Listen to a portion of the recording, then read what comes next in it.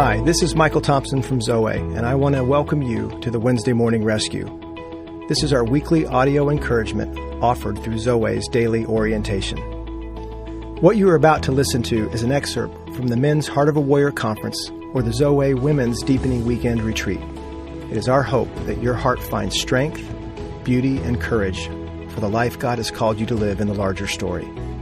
It was C.S. Lewis who once wrote, "Relying on God has to begin all over again every day, as if nothing had yet been done." It is our prayer that this devotional brings an orientation to your heart, settling you and equipping you to play your part well in the great love story set in the midst of the fierce battle. Today, may you experience the love of God, learning how to walk with Him and live free. Yeah, that's exactly where I want to go for a few minutes, is what's in the way. So one of the things that was in the way was just something that I adopted along the journey. Like many areas of life, there was a curriculum and you needed to learn it and then you're good. Mm-hmm. Then you can coast through the rest of life. Or you just then, for me, you get pretty happy with yourself and you tell everybody else the degree you've accomplished in Christianity. Right. And now you're an expert because of the knowledge that you've gained. And that was one of the things in the way. Thinking wrongly, assuming wrongly that the mission was to get as much of God sorted out. I think it sells books. I think it fills conferences, the 7 things, the 5 things, the 12 things. Jim and I were in an environment, and they weren't wrong things. It was really good on leadership and the conversations that we were having and what he was presenting. But there were a lot of those 3 M's and the acrostic, the 7 things. Mm-hmm. And it's not untrue.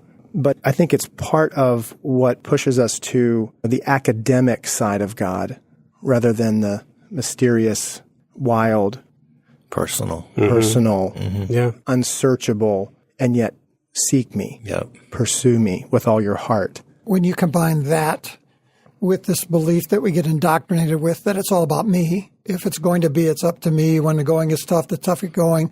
All the things that we learned as boys, as kids, that it's all about us. And then it's really hard to do what SJ suggested earlier, and that's trust that it really isn't about us, it's about God. Mm-hmm. And so without that connection, without that intimacy, it's hard to experience the more because it's always going to be a small pond if it's about me. And the wildest thing about what you're saying for me is about 10 years ago when I did have a pretty healthy idea and belief that it's not about me. But when somebody began to challenge that with God's position was it's all about you. You are the object of my love. I sent my son to die for you. Mm-hmm. I want you for myself. All of a sudden, you're in this intimate relationship idea where he obviously is the author of life and the story and the creator of our inmost being. He knows us completely, but invites us to know him, to know and experience and encounter him. So there's a mystery right there. That's a great example of a life of more. It's not about you, but it's all about you. Mm-hmm. And that's not something you resolve. That's something that you kind of move at different times and spaces with circumstances in your life. Yeah, worship, absolutely. Prayer, thankfulness, engaging with God, and knowing that He desires to engage with us. He makes us a very, very significant part of this story. So much so, we'll talk about this in the series, that He would send His Son as a ransom. That implies all kinds of crazy good stuff.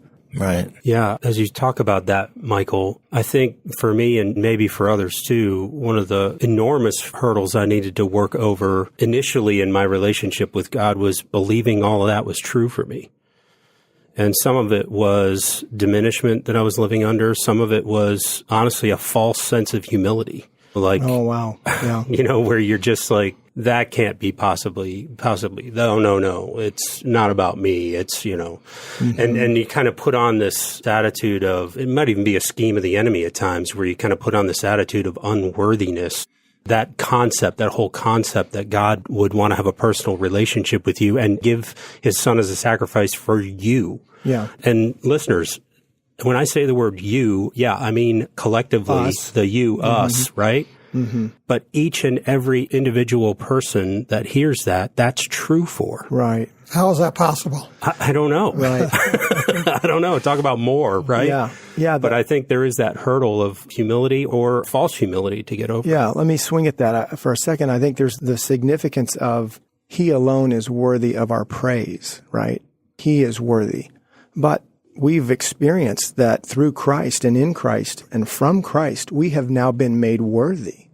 So here we are back to these mysteries and these tensions of who's worthy. Well, we're not worthy, but that's again a work of God who then through Christ makes us worthy. Yeah, isn't it up to Him? Not for worship. Yeah, right? Not for worship, right? We're using the word in a couple different lanes, but I think this is exactly what we want to talk about, this life of more with its tensions and with its mysteries, with its splendor and beauty, and with its challenges.